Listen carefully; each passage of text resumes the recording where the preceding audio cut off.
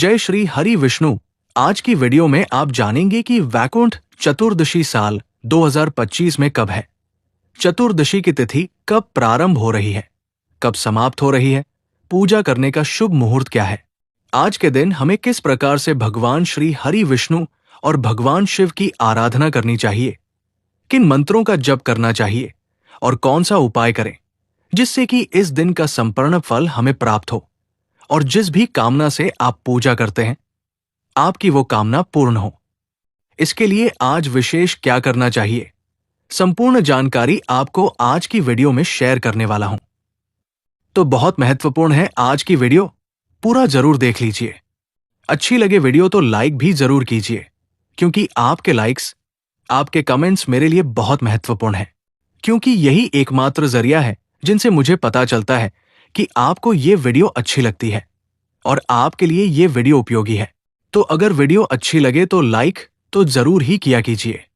दोस्तों, वैकुंठ चतुर्दशी एक ऐसा दिन है जिस दिन भगवान भोलेनाथ और भगवान श्री हरि विष्णु की संयुक्त रूप से पूजा की जाती है।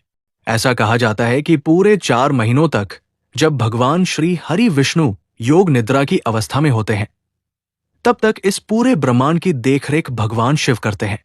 और फिर देव उठनी एकादशी के दिन जब भगवान श्री हरि विष्णु योग निद्रा की अवस्था से बाहर आते हैं, तो वैकुंठ चतुर्दशी पर भगवान शिव ये सभी कार्यभार भगवान श्री हरि विष्णु को समर्पित करते हैं, सौंप देते हैं। ऐसा पुराणों में वर्णन आता है कि भगवान श्री हरि विष्णु वैकुंठ चतुर्दशी के दिन काशी जाकर भगवान शिव से मिलते हैं, और इसलिए वैकुंठ चतुर्दशी का जो दिन होता है ये बहुत ही पावन, बहुत ही पवित्र और बहुत ही श्रेष्ठ और शुभ दिन माना जाता है। इस दिन संयुक्त रूप से भगवान श्री हरि विष्णु और भगवान शिव की पूजा की जाती है, और इसके साथ ही माता लक्ष्मी और माता पार्वती की भी संयुक्त रूप से पूजा की जाती है। तो ये दिन इतना महत्वपूर्ण होता है कि अगर आप सिर्फ पूजा मात्र भी कर लेते हैं तो आपके मन की कोई भी कामना हो पूर्ण हो जाती है। तो सबसे पहले जानते हैं कि कार्तिक मास के शुक्ल पक्ष की चतुर्दशी तिथि कब प्रारंभ होगी, कब समाप्त होगी और वैकुंठ चतुर्दशी कब है। देखिए, चतुर्दशी तिथि का प्रारंभ हो जाएगा 4 नवंबर को रात्रि 2:05 पर और समाप्त हो रही है 4 नवंबर को रात्रि 10:36 पर।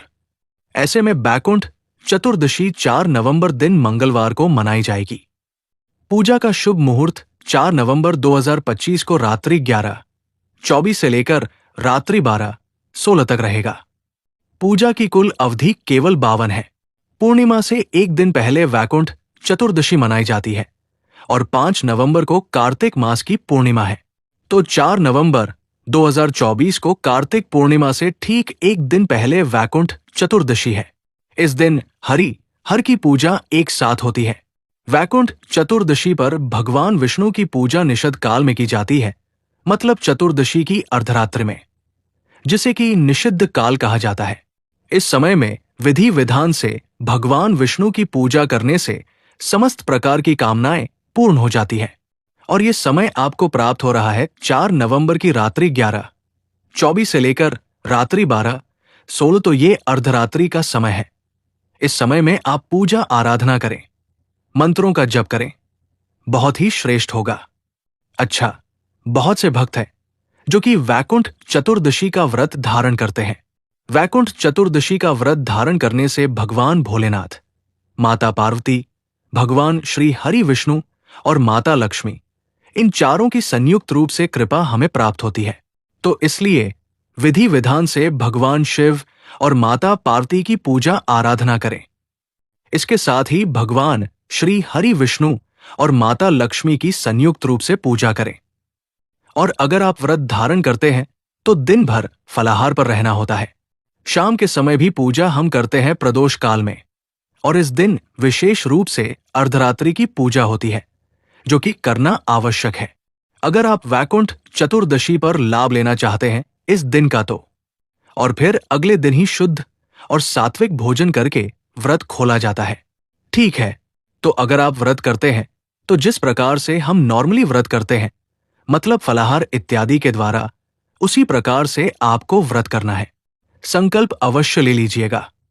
जब आप व्रत करते हैं तो सुबह जल्दी उठकर स्नान करते हैं और इसके बाद से विधि विधान से भगवान शिव, माता पार्वती, भगवान श्री हरि विष्णु और माता लक्ष्मी की संयुक्त रूप से पूजा कीजिए। उनके सामने शुद्ध घी का दीपक जलाकर व्रत का और पूजा का संकल्प लीजिए। अपनी प्रार्थना कीजिए। कोई विशेष मनोकामना हो तो अपनी मनोकामना भगवान शिव से, माता पार्वती से कहिए, भगवान श्री हरि विष्णु और माता लक्ष्मी से कहिए और फिर उनसे प्रार्थना कीजिए कि इस व्रत को, इस पूजा को स्वीकार करके आपको शुभ फलों की प्राप्ति मिले। व्रत के दौरान कोई भी भूल चूक हो जाए तो इसके लिए क्षमा प्रार्थना कर लीजिए। अच्छा, ये दिन बहुत विशेष इसलिए भी होता है क्योंकि आज के दिन भगवान विष्णु को बिल्वपत्र अर्पित किया जाता है और भगवान शिव को तुलसी अर्पित की जाती है। और पूरे वर्ष में ये एकमात्र ऐसा दिन है जिस दिन की हम ये कार्य करते हैं कि बिल्वपत्र भगवान विष्णु को अर्पित करें और भगवान शिव को तुलसी अर्पित करें। ठीक है, तो पहले से आपको ध्यान रखना है, बिल्वपत्र और तुलसी पत्र आपके घर में होना चाहिए। कल की पूजा में आपको प्रयोग करना है। शिवलिंग पर चढ़ा सकते हैं, मतलब घर के आसपास कोई मंदिर है तो वहां जाकर भी शिवलिंग पर चढ़ा सकते हैं। घर में शिवलिंग है तो घर में शिवलिंग पर भी चढ़ा सकते हैं।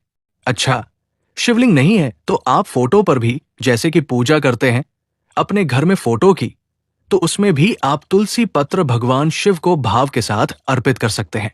इसी प्रकार से भगवान विष्णु को भी आपको बिल्व पत्र अवश्य अर्पित करना है। जो भी आपकी कामना हो, तुलसी पत्र अर्पित करते समय अपने मन की कामना कहिए, उनसे प्रार्थना कीजिए, तो निश्चित ही आपकी कामना पूर्ण होती है। शास्त्रों में कहा गया है कि आज के दिन भगवान विष्णु की 1000 कमल के पुष्पों से पूजा करने से मन की कोई भी कामना हो पूर्ण हो जाती है। अब देखिए, ये सबसे मुश्किल काम है कि 1000 कमल के पुष्प आम जनों को तो नहीं मिलते। देखिए, मंदिरों में जरूर उपलब्ध होते हैं। हम जब भी किसी बड़े मंदिर को देखते हैं तो वहां पर कमल के पुष्प बहुतायत मात्रा में दिखते हैं आपको, लेकिन साधारणतया ये हर जगह हर किसी को नहीं मिल पाता। तो अगर आपको मिल जाता है कमल का पुष्प तो 1 या 2 भी चढ़ा सकते हैं। बाकी के पुष्प आप चाहे तो गुलाब के चढ़ा सकते हैं या गेंदे के चढ़ा सकते हैं। जो भी पुष्प हो चढ़ा सकते हैं। अगर 1000 पुष्प चढ़ाना चाहते हैं तो नहीं तो गुलाब की पंखुड़ियां रखिए और विधि विधान से भगवान श्री हरि विष्णु की पूजा करने के बाद विष्णु सहस्त्र नाम का पाठ कीजिए। एक एक नाम बोलते हुए, मतलब भगवान विष्णु का एक एक नाम बोलते हुए आपको एक एक गुलाब की पंखुड़ी भगवान विष्णु को अर्पित करना है। अगर आप पूरा विष्णु सहस्त्र नाम इस प्रकार से पाठ कर लेते हैं गुलाब की पंखुड़ियों के साथ, तो निश्चित ही भगवान विष्णु की विशेष कृपा आपको प्राप्त हो जाएगी। इसमें कोई संशय नहीं है और ये इतना मुश्किल नहीं है।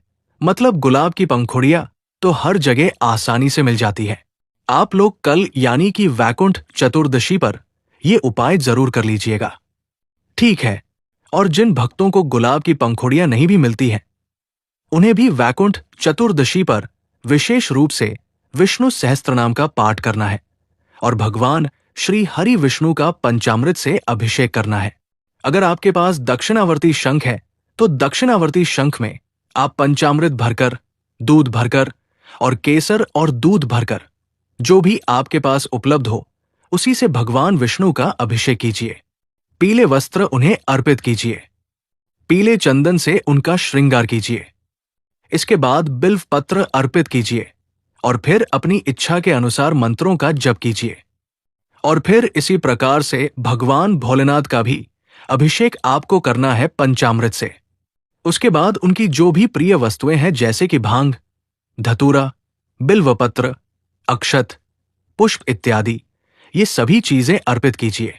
फिर तुलसी का पत्ता अर्पित कीजिए, तुलसी की मंजरी अर्पित कीजिए और फिर विधि विधान से उनकी पूजा करके, प्रार्थना करके शिव सहस्त्रनाम का पाठ आप कर सकते हैं। शिव चालीसा का पाठ कर सकते हैं। भगवान शिव के किसी भी मंत्र का जप कर सकते हैं। वैकुंठ चतुर्दशी पर दीपदान का बहुत महत्व है। कार्तिक मास का अंतिम दिन भी है। ऐसे में 365 बाती का दिया आज के दिन जलाना श्रेष्ठ माना जाता है। आप चाहे तो आंवले का दीपदान भी कर सकते हैं।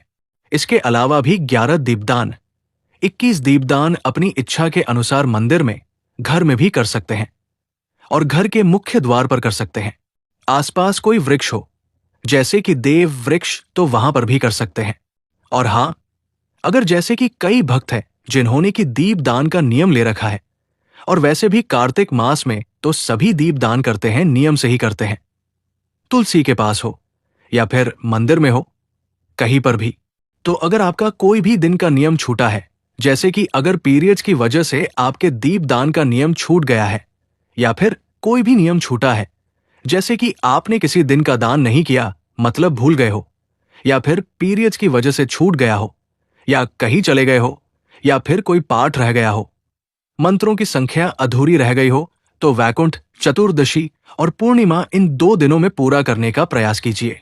जितनी संख्या में, जितनी मात्रा में, मतलब जो भी दान हो, या दीप दान हो, या मंत्र हो, उनको पूरा कर लीजिए। अधिकाधिक मात्रा में जपक मंत्र पूरा कीजिए, अधिकाधिक मात्रा में दीप दान करके दीप दान पूरा कीजिए, और उसी प्रकार से जो आपने दान छोड़ा है, तो दान को भी पूरा कर दीजिए। ठीक है, फिर उसी के बाद हम पूर्णिमा को उद्यापन करेंगे। पहले सभी चीजें पूरी हो जाएंगी, तो पूर्णिमा के दिन हम व्रत का उद्यापन करेंगे। पूर्णिमा के दिन कार्तिक मास के व्रत का उद्यापन आपको किस प्रकार से करना है, कौन सी सामग्री आपको चाहिए, और किस नियम का उद्यापन आपको किस प्रकार से करना है, कौन सी चीजें कितनी संख्या में कहां कैसे दान करनी है, सारी जानकारी आपको आने वाली वीडियो में मिलेंगी। तो चैनल से जुड़े रहिए ताकि सारी जानकारी आपको सही समय पर प्राप्त हो। और अगर आप इस चैनल पर पहली बार आए हैं, अभी तक आपने चैनल को सब्सक्राइब नहीं किया है, तो आज की वीडियो अगर आपको अच्छी लगे तो चैनल को सब्सक्राइब करके बेल आइकन को जरूर प्रेस कर लीजिए। इससे यह होगा कि इस चैनल पर जो नई वीडियो अपलोड होंगी, उनकी नोटिफिकेशन आपको सही समय पर प्राप्त होगी। मिलता हूं मैं आपसे अगली वीडियो में। तब तक के लिए जय श्री राधे।